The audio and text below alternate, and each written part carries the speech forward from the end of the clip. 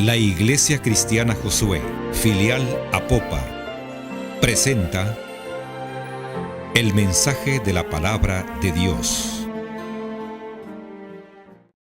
Vámonos a Segunda Crónicas, que es un versículo muy conocido de todos nosotros. Segunda Crónicas 7:14. Amén. Dice la palabra del Señor: si se humillare mi pueblo sobre el cual mi nombre es invocado, y oraren, y buscaren mi rostro, y se convirtieren de sus malos caminos, entonces yo oiré desde los cielos y perdonaré sus pecados y sanaré su tierra. Buen Dios y Padre nuestro, te alabo, te glorifico, bendigo tu nombre. Yo sé, Señor, que este tema es un tema que está en tu corazón. Es tu deseo, Señor, sanar nuestras vidas, sanar nuestra familia, sanar la ciudad, sanar nuestra nación. Te pedimos perdón, como oímos en esa alabanza. Te pedimos perdón, Señor, por los pecados que hemos cometido. Posiblemente, Señor, el pecado mayor es el de no compartir tu palabra. Ese pecado de omisión. Sabiendo que la única respuesta en esta ciudad, la única respuesta para este país es tu palabra. Es el mover de tu espíritu.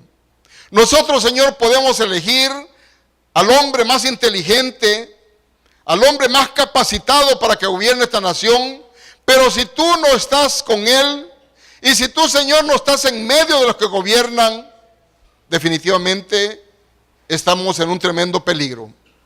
Por eso, Señor, nosotros como iglesia tenemos que estar permanentemente intercediendo, llamándote, Señor, para el auxilio de esta ciudad, el auxilio de esta nación. Ahora, Señor, yo te suplico que me ayudes a compartir tu palabra y que al final de esta reflexión podamos recapacitar y podamos comprometernos en ese trabajo tan precioso que es de llevar tu palabra. En tu nombre oramos, amén y amén. En nuestro país las buenas costumbres y valores se han degradado. Se ha perdido el respeto y amor a la vida.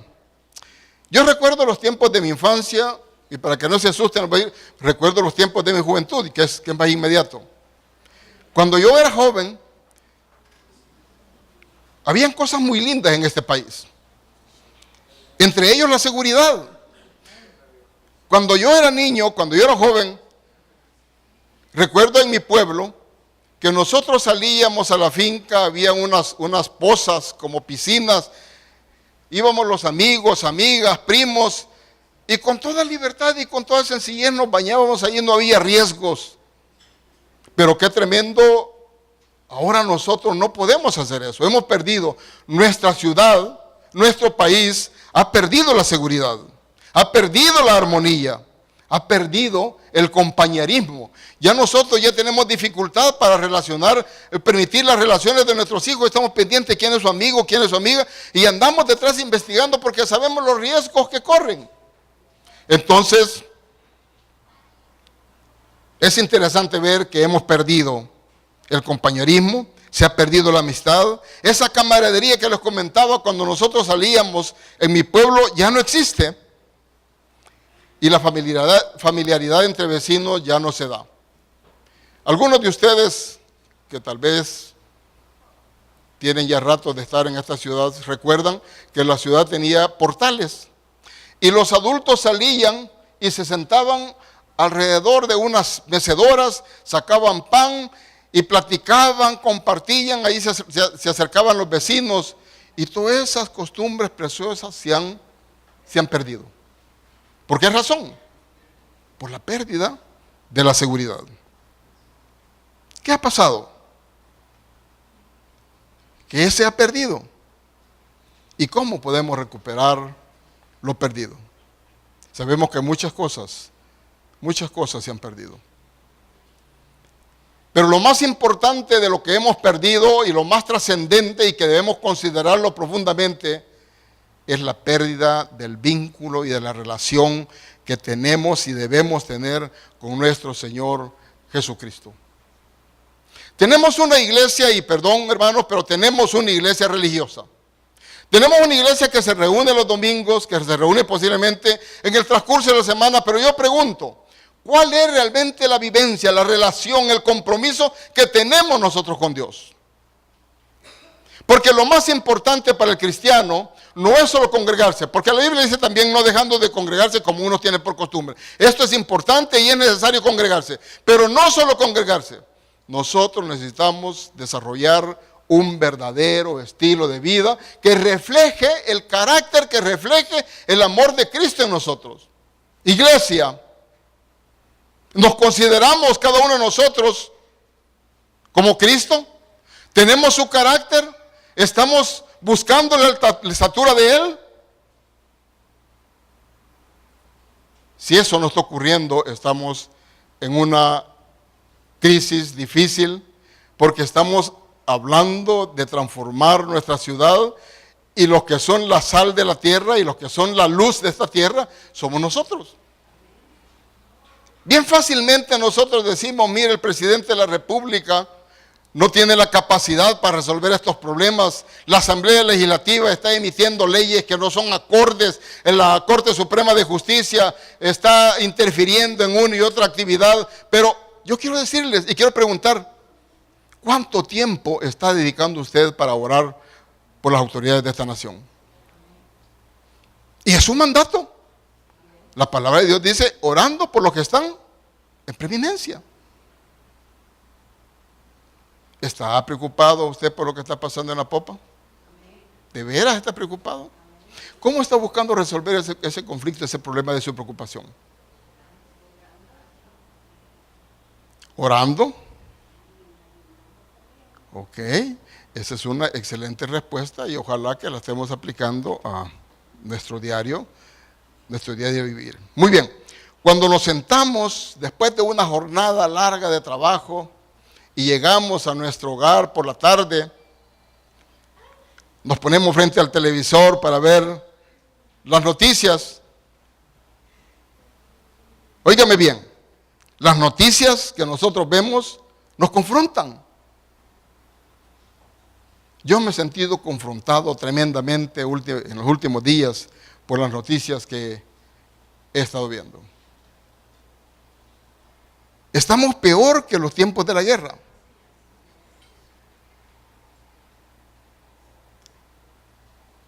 Manejan cifras de 15, manejan cifras de 20, este día fueron 28 y qué triste. Los ven como números. Y yo creo que al ver y al oír estas noticias, la iglesia debe sentirse tremendamente confrontado. Porque ese es un reto y es una responsabilidad suya y mía como iglesia. La iglesia es la única que puede parar esta situación a través de la búsqueda del Señor, a través de la oración intercesora. Ese es un reto tremendo que tiene la iglesia para transformar las condiciones de esta nación. Las noticias que nosotros vemos nos avergüenzan. Realmente nos avergüenzan. Yo estaba un día de estos fuera del país y había un grupo de líderes de América Latina y del Caribe y me tocó presentar un informe y una de las preguntas es sobre la situación de violencia del país. Y la gente tiene detalles porque ahora las cosas no han terminado de ocurrir cuando ya el mundo las conoce. Uno no las puede ocultar. Entonces, cuando le hacen ese tipo de preguntas en este tipo de reuniones, avergüenzan. Las noticias avergüenzan. Las noticias también nos humillan. Las noticias que nosotros vemos nos humillan. Hace unos días leía una noticia sobre un evento que se iba a desarrollar aquí en el país. La Federación de Natación le habían asignado el CCCAN, que es un campeonato de América Latina y el Caribe. Y así de repente, sin mayor aviso, El presidente de la federación ni siquiera fue comunicado, sino que leyó en los medios de comunicación internacionales de que se le suspendía la sede de El Salvador por no reunir los mínimos requisitos de seguridad. Por no reunir los mínimos requisitos de seguridad. Esas son noticias que nos humillan como nación. Nos humillan. Las noticias nos desnudan. Pone al descubierto lo que es la nación. Pone al descubierto a la iglesia misma. Porque al ver tanta violencia, al ver tanto mal en esta nación, la iglesia tiene que tomar su parte. Al desnudarnos las noticias, la iglesia también tiene que poner su barba en reojo y decir, ¿y yo qué estoy haciendo? Las noticias nos desafían. Las noticias es un desafío para todos nosotros. ¿Qué vamos a hacer para que estas situaciones cambien? Cuando te humillas, cuando humillas tu corazón ante Dios, Él corona tu cabeza. Necesitamos nosotros humillarnos ante Dios. Veamos qué dice Salmo 138:6. El Señor es excelso, pero toma en cuenta a los humildes y mira de lejos a los orgullosos. Mira de lejos a los orgullosos. ¿Cómo se sana una ciudad? ¿Cómo se sana una nación? Una nación se sana cuando nos humillamos. En la porción que leímos lo primero, de entrada dice, si mi pueblo, ¿y a quién se refiere? No se refiere a la gente que está fuera del círculo de la iglesia cristiana. Se refiere a su iglesia. Si mi pueblo se humillara, él dice, mi pueblo. Los que están afuera, que no han conocido a Cristo, no son su pueblo. Nosotros somos su pueblo. Y nosotros somos los que tenemos esta responsabilidad. Y a nosotros nos está hablando el Señor en esta porción. Ahora, ¿qué es humillarse? Humillarse es poner a un lado la apariencia, es quitarnos las máscaras, es despojarnos de nuestra experiencia, es romper nuestros proyectos humanos y lanzarnos a los brazos del Padre Celestial. ¿Y qué cuesta depender de Dios? Cuando nosotros no hemos tenido y desarrollado ese hábito de orar, ese hábito de ayunar, ese hábito de la lectura de la palabra, nos cuesta someternos a Dios. Y ahí vienen los grandes y graves problemas de nosotros los cristianos, que tomamos decisiones sin consultárselas al Señor. Y ahí vienen los fracasos y corremos a reclamarle al Señor, nunca le consultamos, sin embargo cuando fracasamos, al primero que señalamos por nuestro fracaso es a Dios. Y Él no tuvo nada que ver, usted no le consultó. Hay unas decisiones trascendentales que tienen que tomar los jóvenes, por ejemplo, su novia y su novio. Papá y mamá advierten, sin embargo, algunas veces los jóvenes dicen, este macho es mi mula. Y se monta en él y al final fracasan y a quien culpan es a Dios. Y yo creo que lo más importante en las pequeñas y grandes decisiones es humillarnos y es venir ante Dios y es pedir siempre la dirección de Él. Humillarse también es vivir nuestra vida en obediencia a Dios, aun cuando eso pueda significar dejar nuestro orgullo a un lado. Aún puede tragárselo, no se preocupe, el orgullo, si se lo traga no engorda. Pero es bien importante que nosotros nos despojemos del orgullo para que seamos bendecidos por el Señor. Hay un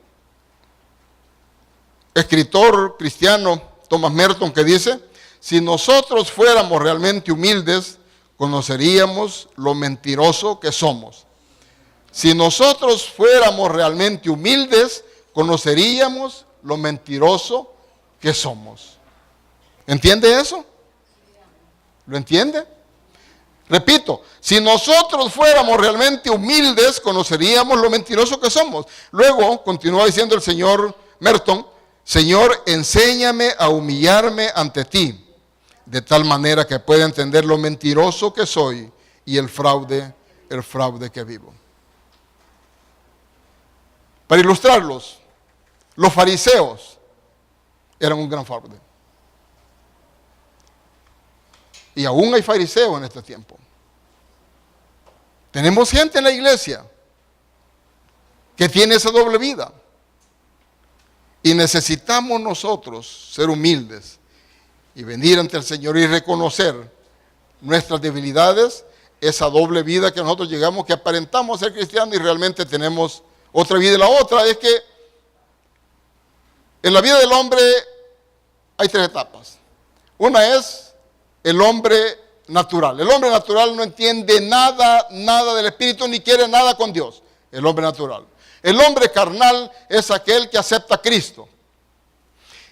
Y ese carnal que acepta a Cristo posiblemente, si es cuidadoso y si es dedicado a estudiar la palabra y a involucrarse en la actividad de la iglesia, él crece rápidamente y pasa de persona carnal a ser una persona espiritual.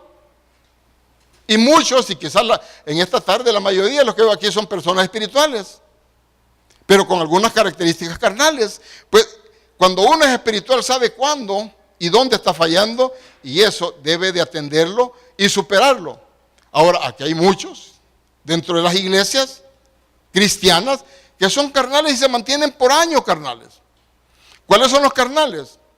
Son aquellos que, habiendo aceptado a Cristo, posiblemente siguen tomando, siguen fumando, echándose su canita al aire, siguen mintiendo, posiblemente robando, posiblemente extorsionando, pero los vemos nosotros domingo a domingo incorporados a las iglesias.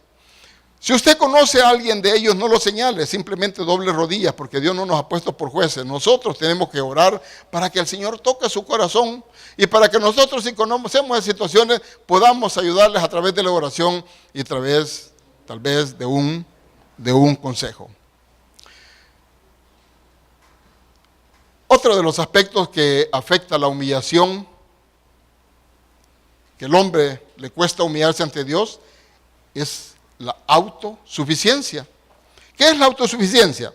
Esta se refiere al estado de no requerir ayuda o apoyo o interacción externa para la supervivencia. Es, por consiguiente, un tipo de autonomía personal, condición del que se basta a sí mismo. También autoestima, podemos decir que es el elemento que nos aleja de la dependencia absoluta de Dios. Y la autosuficiencia trae indiferencia que nos hunde en el pozo de la indolencia e insensibilidad. Ya usted tiene que conocer a alguna persona que aún dentro de la iglesia, que son autosuficientes, tal vez por sus recursos económicos, tal vez por su profesión, por su formación académica, tal vez por el ejercicio de su profesión misma, y que llegan a la iglesia y que son religiosos, pero que no dependen de Dios. Y qué triste porque a pesar de que todo lo que tiene no es sino una bendición de Dios. Y Dios nos exhorta, y en esta reflexión que nos ocupa, está hablando el Señor de humillarnos. Si mi pueblo se humillare, que ese es un elemento muy importante. Estaba recordando a Jonás. Jonás, el Señor lo mandó a una ciudad, a la ciudad de Nínive. La ciudad de Nínive estaba viviendo una situación de corrupción tremenda y estaba destinada a ser destruida, y el Señor mandó a Jonás para que llevara la palabra y que les predicara y les dijera que el Señor, si no se arrepentían, los iba a destruir. Pero Jonás no quería ir. Y al final Jonás agarró para otro lado. Pero allá en desobediencia el Señor hicieron que en la tormenta que se presentó lo lanzaran al agua, y un pez de gran tamaño lo tuvo allí durante 3 días. Luego allí Jonás se humilló y el pez lo vomitó y él llegó a predicar a aquel pueblo. Vea qué pasó con aquel pueblo. Dicen que el rey oyó el mensaje y el rey ordenó al pueblo y hasta los animales se sometieron a ayuno. ¿Y qué pasó? El Señor escuchó y vio la acción y los perdonó. Ahora, eso es lo que estamos buscando nosotros con nuestra ciudad de Apopa. Es lo que estamos buscando nosotros con este país. Que nosotros vengamos con la mayor franqueza y sinceridad al Señor a pedirles, humillados, a que tenga compasión de nuestro pueblo. Que cambie las condiciones. Que ya todas esas noticias que se escuchan sobre el estado de violencia, de muerte, de todo lo negativo que nosotros conocemos de la ciudad, desaparezca. Pero somos nosotros, iglesia, los que tenemos que interceder para que el Señor accione. ¿Cómo se sana una nación? Una nación se sana cuando oramos. Y esto lo hemos definido un sinfín de veces los pastores en diferentes cultos, pero particularmente los días viernes hemos atendido y hemos definido lo que es la oración. Pero vamos a una definición más. Dice que es orar. La oración es el esfuerzo de comunicación, pero solo con Dios.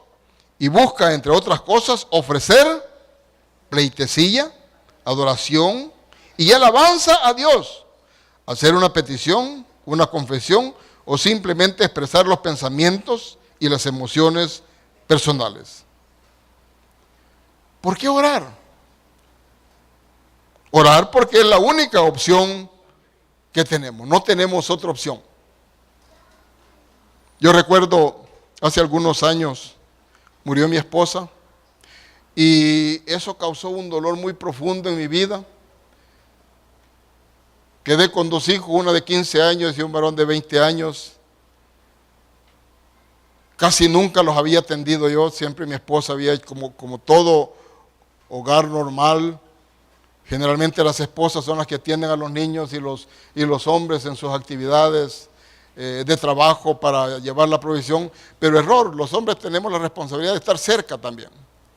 Y cuando mi esposa muere, fue un golpe terrible. Lo primero que ocurrió, yo no quería orar. Yo decía que no estaba molesto con Dios, pero si yo no quería orar, estaba molesto, aunque no lo expresaba.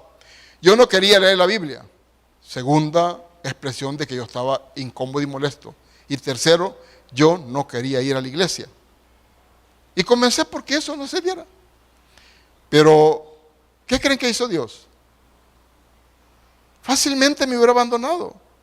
Pero Él comprendía mi situación, mi dolor, y ahí me arrolló.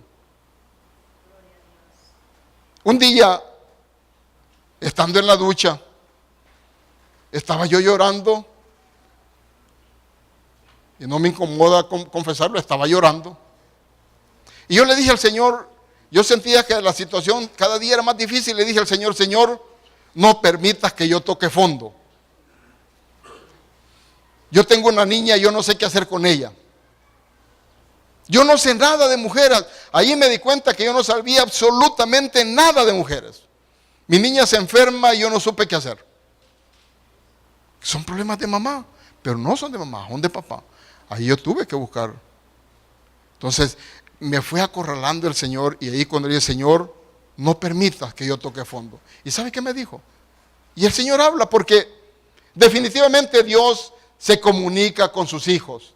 Porque el Dios que puso tus orejas, el Dios que te puso boca, el Dios que te puso ojos, dice que te hizo a imagen y semejanza de Él. Pues definitivamente Él me estaba oyendo y me habló y me dijo, hijo, no te diste cuenta cuando tocaste fondo. Tocaste fondo cuando yo tomé a tu esposa, porque vos no podías tomar la vida de ella. Hoy vas de regreso. Hoy vas de regreso. No lo entendía porque uno en el dolor no lo entiende. Pero eso tuvo que entrar en un proceso de humillación. Y yo agradezco, y yo siempre lo digo, yo agradezco por la vida de mi hermano Ricardo Galán, que es un hombre, un tremendo pastor. Él conocía mi dolor, él conocía mi angustia. Conocía el aislamiento que yo me estaba provocando y lo primero que hizo fue llamarme a que fuera a trabajar en un grupo familiar. No quería, pero no le dije no, asistí como colíder. Tiempo después él me llamó a formar parte de otro ministerio, pero aún tenía un tremendo dolor. Y en ese dolor, hace un poquito más de 10 años, yo dije, voy a tomar la decisión de estudiar en el bíblico. Y eso, en esa crisis, en ese dolor y en ese proceso de humillación, el Señor fue hablando a mi vida, fue forjándola. Y yo agradezco por la oportunidad que me ha dado de estar en esta iglesia y estar compartiendo su palabra, que es una tremenda responsabilidad. Oramos porque Jesús mismo lo demostró en todo su ministerio. Los que son estudiosos de la palabra pueden ver, de repente Jesús estaba con una gran multitud, pero se desaparecía y ¿a dónde iba? Él pasó mayor parte de su tiempo ante el Padre. Él pasó mayor parte de su tiempo orando, porque Él es nuestro modelo y Él quería dejarnos plasmado ese reflejo de la importancia de la oración. Dice el Señor, sin mí, nada podéis hacer. Sin mí, nada podéis hacer. ¿Y dónde lo encontramos a Él? En la oración.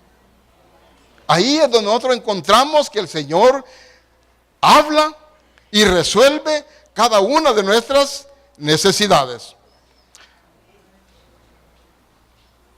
La oración, la intercesión y el quebranto son las herramientas divinas para ver los cambios sustanciales en nuestra nación.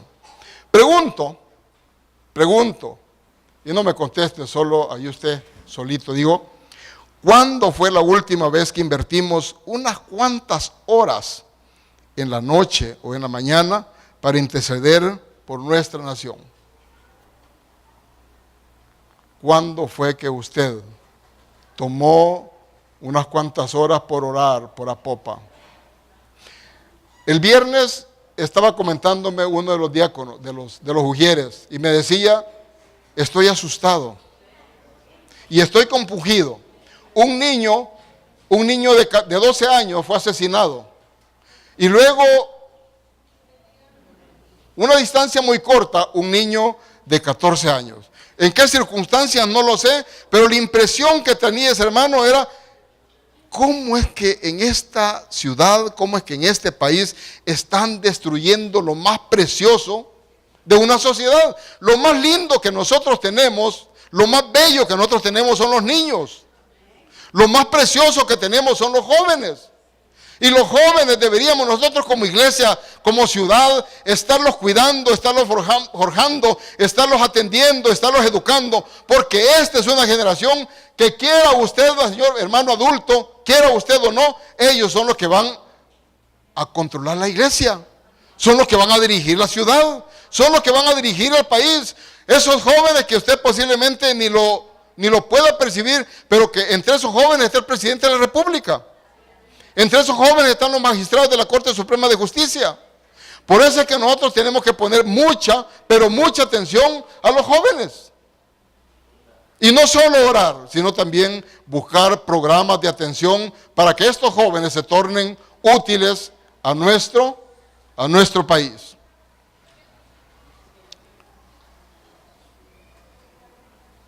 Dios le dijo a Salomón, si mi pueblo se humillare y orare.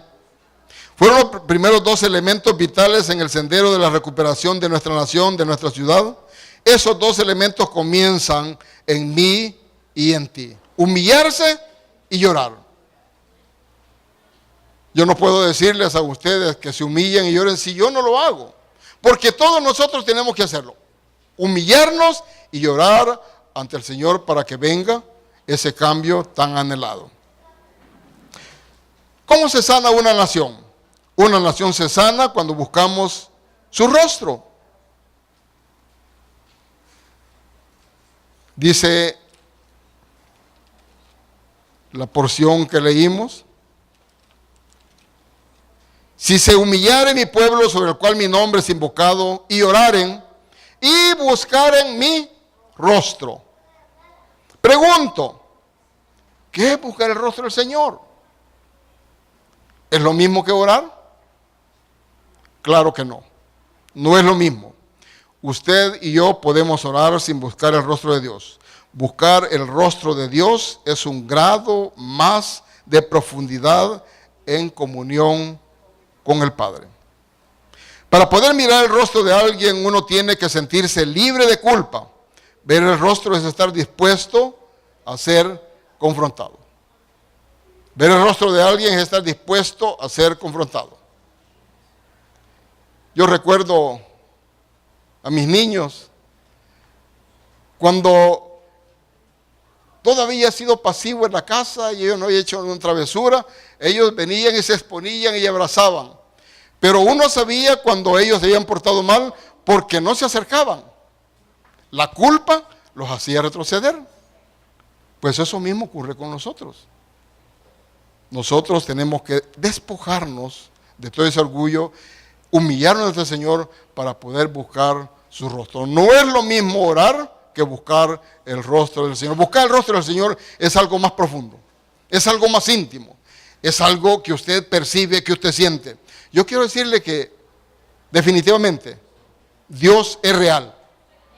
Dios es real. Dios es real. Y usted tiene que sentirlo en todo momento. No tiene que experimentarlo solo en la iglesia. Dios es real y usted tiene que sentirlo en su casa, en su trabajo. Cuando venga el bus, en todo momento usted tiene que experimentar la presencia de Dios en su vida. Y eso es lo más importante, que Cristo sea real, sea genuino.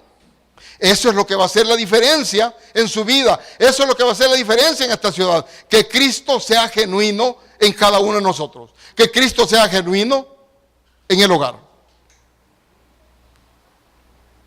Para poder mirar el rostro del Señor, uno tiene que romper toda atadura.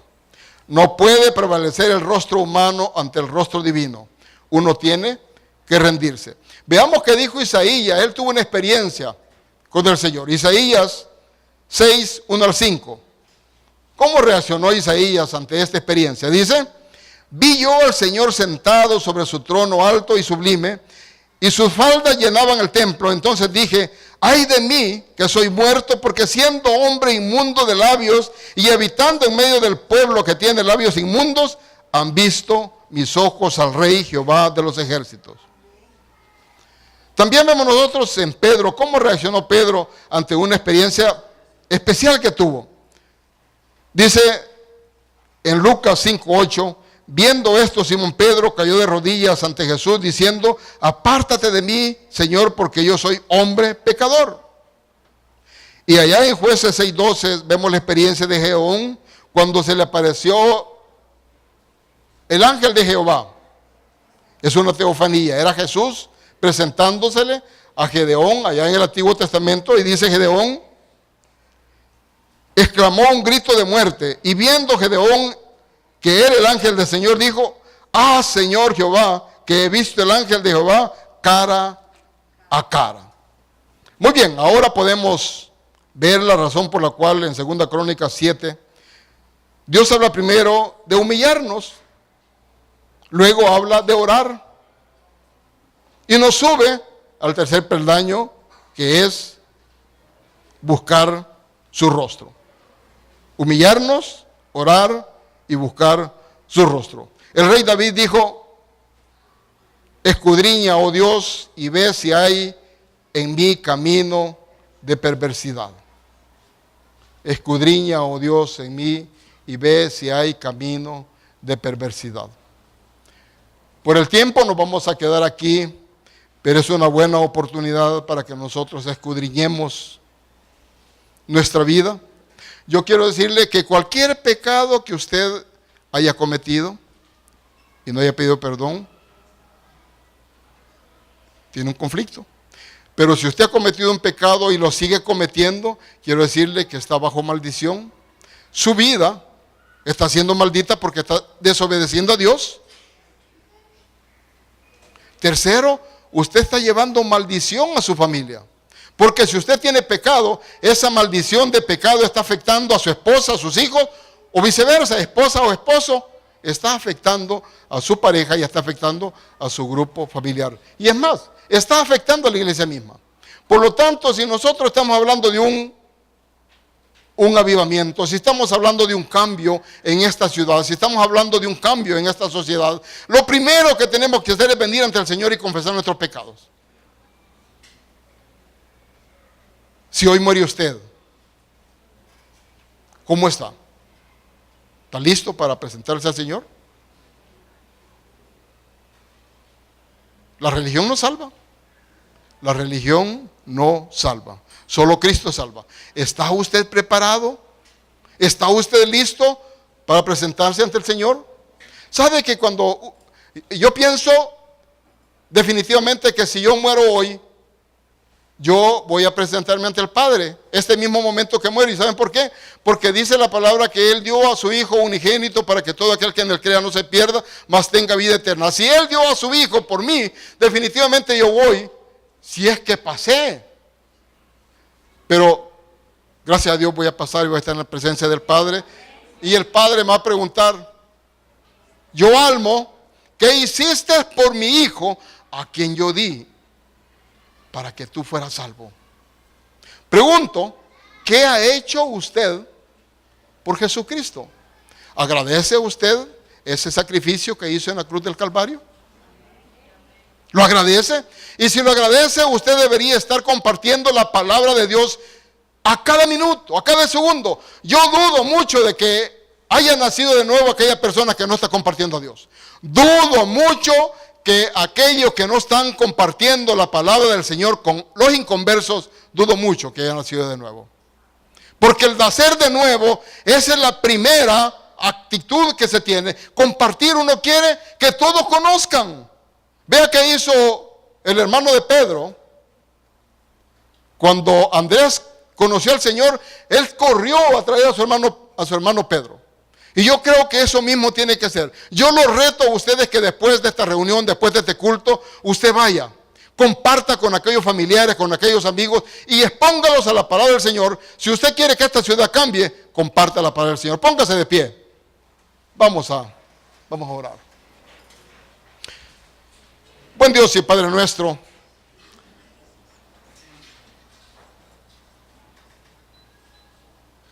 yo sé que estás aquí en este lugar. Tú has permitido, Señor, que se haya compartido esa palabra tan preciosa que donde tú nos retas, primeramente, a postrarnos en humillación ante ti, reconociendo, Señor, de que nosotros no somos nada. Si al final de la jornada, Señor, no trabajamos para ti, en vano hemos vivido. Porque lo más importante en esta vida, Señor, es reconocer que nosotros hemos sido creados para alabanza y gloria de tu nombre. Y en esa dimensión, Señor, estamos obligados a compartir tu palabra en esta ciudad, para que esta ciudad sea rescatada de la garra del diablo. Señor, estamos cansados de la violencia, estamos cansados de ese espíritu de ansiedad, ese espíritu de angustia, de espíritu de muerte, y en tu nombre, Señor, nosotros debemos retroceder ese espíritu y proclamamos libertad, Señor, para esta ciudad. Proclamamos libertad, Señor, para las familias. Te pedimos protección para los niños, Señor. Trae ese avivamiento, Señor, en medio de estos tiempos difíciles, Señor. Haz conocer tu palabra y trae ese avivamiento. Muchas gracias, Señor, por la vida de mis hermanos. Gracias por sus familias. Gracias, Señor, porque durante estos 7 años tú nos has tenido en este lugar compartiendo con vehemencia tu palabra, con compromiso. Y hay grandes frutos, hay tremendos frutos. Bendecimos, Señor, a cada líder que tú has levantado en este lugar. Bendecimos, Señor, a los obreros de Quesaltepeque, de Tonacatepeque, de Aguilares, porque, Señor, están haciendo el trabajo que tú has mandado hacer. Ahora yo te pido que cada uno de nosotros pueda, Señor, al salir de este lugar, también compartir tu palabra. Usa, Señor, a este pueblo para que venga, Señor, ese cambio tan anhelado en esta ciudad. La Iglesia Cristiana Josué, filial Apopa, presentó el mensaje de la palabra de Dios.